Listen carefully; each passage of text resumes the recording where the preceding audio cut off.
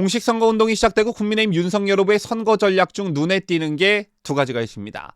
한 가지가 적폐청산 발언 이후 논란에도 아랑곳하지 않고 문재인 정권을 계속 겨냥한 발언을 내놓고 있다는 점 하나 하고요. 다른 한 가지는 적신인 호남 공약인데 이 두 가지 전략이 모두 먹히고 있다는 평가가 나오고 있습니다.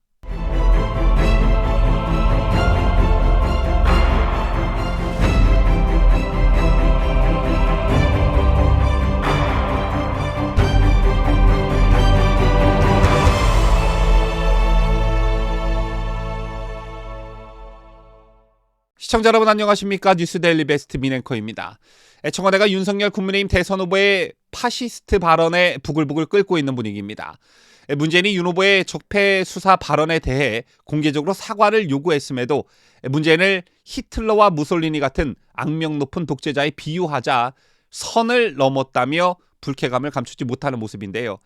윤 후보의 이런 배경엔 정치적 계산이 깔려 있다는 분석이 나오고 있습니다.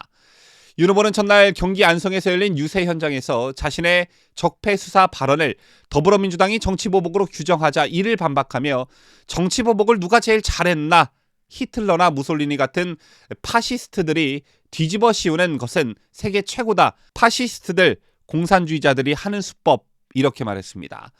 매우 강도가 센 발언이었는데 하지만 청와대는 지난 적폐청산 발언 직후 사과 요구처럼 윤 후보의 해당 선거 유세 발언에 대해 공식 입장은 내지 않고 있습니다.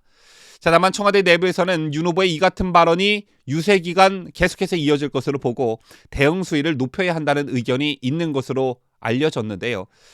청와대는 문재인이 지난 10일 윤 후보의 적폐 수사 발언에 이례적으로 강도 높은 비판을 쏟아낸 이후 윤 후보의 사과가 없음에도 추가 대응을 자제해 왔지요. 그렇다면 앞으로 윤 후보의 문재인 정권을 향한 발언 수위가 높아진다면 청와대는 어떻게 대응할까요?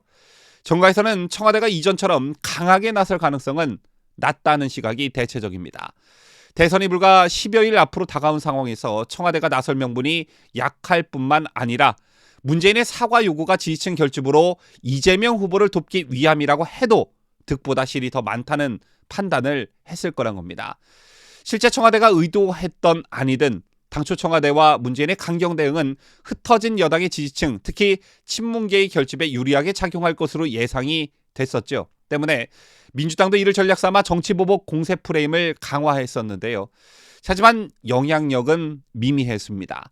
각종 여론조사에서 이재명 민주당 후보의 지지율은 대선 구도가 대통령 대 야당 후보로 전환되고 배우자 김혜경 씨의 의전 논란 등으로 정체 중인 반면 윤석열 후보는 정권 교체 필요성을 어필하면서 지지율 격차를 조금씩 벌리고 있습니다. 때문에 이 같은 윤석열 후보의 계속되는 문재인 청와대에 대한 수위 높은 발언은 이번 대선을 대통령 대 윤석열 구도 싸움으로 확정 지으려고 계속 선을 넘는 것으로 보인다는 분석이 나오고 있는 것입니다. 청와대가 나서면 나설수록 이러한 구도를 깨기 위해 인물론을 부각하는 이재명 후보가 스포트라이트를 받지 못할 뿐만 아니라 이번 대선에서 문재인 정권 심판론이 부각될 가능성이 점점 높아지기 때문이죠. 이 밖에 청와대가 오미크론 확산 상황에서 대선 신경전에 뛰어들 경우 민생은 안중에도 없다는 국민적 비판에 직면할 수도 있습니다. 자, 또 다른 윤석열 후보의 선거 전략을 보도록 하죠.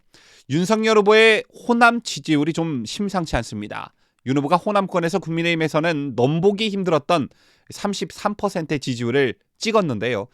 여론조사 업체 리서치뷰가 지난 15일부터 17일까지 가상 다자 대결을 조사한 결과 윤 후보는 광주 전라에서 33%를 기록했습니다.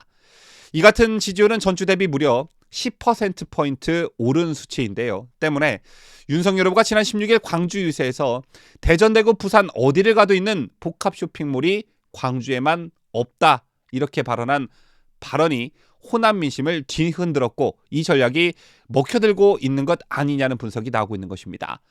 자, 실제 광주 지역 부동산 카페를 이용하는 회원들은 윤 후보의 발언이 진짜 맞는 말이다, 시민이 원하는데 정치인이 왜 막나, 속 시원하다, 이런 말이라도 하는 민주당 후보가 있었으면 좋겠다, 공약 이행이 안 되더라도 말이라도 속 시원하다라며 윤 후보의 공약에 호응하는 모습을 보이기도 했습니다.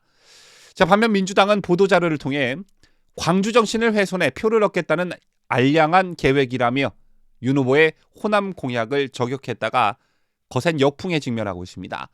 쇼핑몰 공약에 웬 광주 정신이 나오는 거냐 뭐 이런 거죠. 이와 동시에 호남에서 표 받아가면서 정작 호남 홀대는 누가 하는 거냐 이런 불만의 목소리도 나오고 있습니다.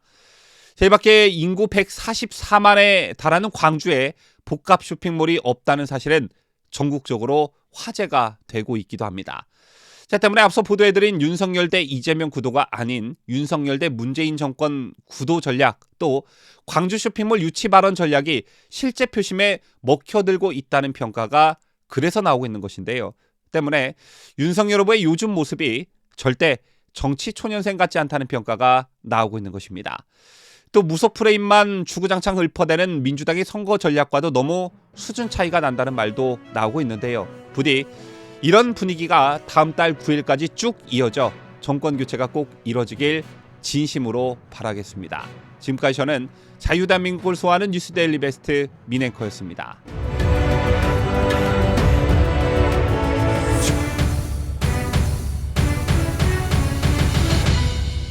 함께해요.